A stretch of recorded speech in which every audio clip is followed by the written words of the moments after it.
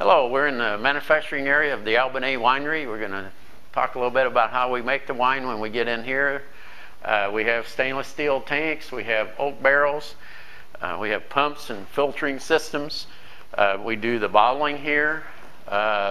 We produce somewhere about 4,000 gallons a year right now. We're just a small boutique winery. We're open on weekends from 11 to 5 in the tasting room. When we come in here, we have a crusher. It's set back here in the back. We crush the grapes in September, October. Those are the harvest times. We put the reds in the tank and ferment for a couple weeks. Take those off the skins, put it in the press, and then press that and put it back in the vat. And we usually leave it in the vat, and you go through several racking processes and filtering. And then that stays in there probably for about a year. And then we'll go ahead and put those in the oak barrel for somewhere around a year. We do several reds in the oak barrels. The whites, that goes a little bit faster.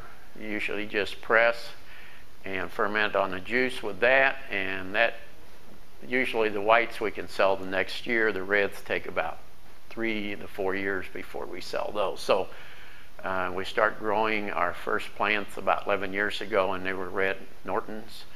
So that was one of the reasons we start with reds, because it takes a lot longer. This is sort of a controlled temperature area. Try to keep it at a certain temperature so we don't get bacteria. The harvest usually starts somewhere in the middle of September, goes through October. And so this process is a long one. It starts out with the ground, and so you have to be somewhat of a farmer.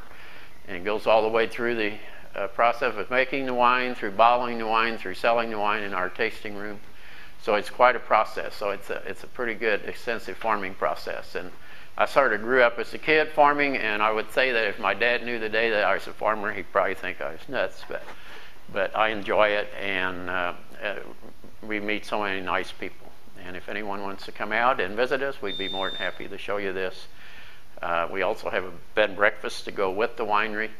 We have a place you can sit outside and enjoy some sausage and cheese and crackers and some good wine.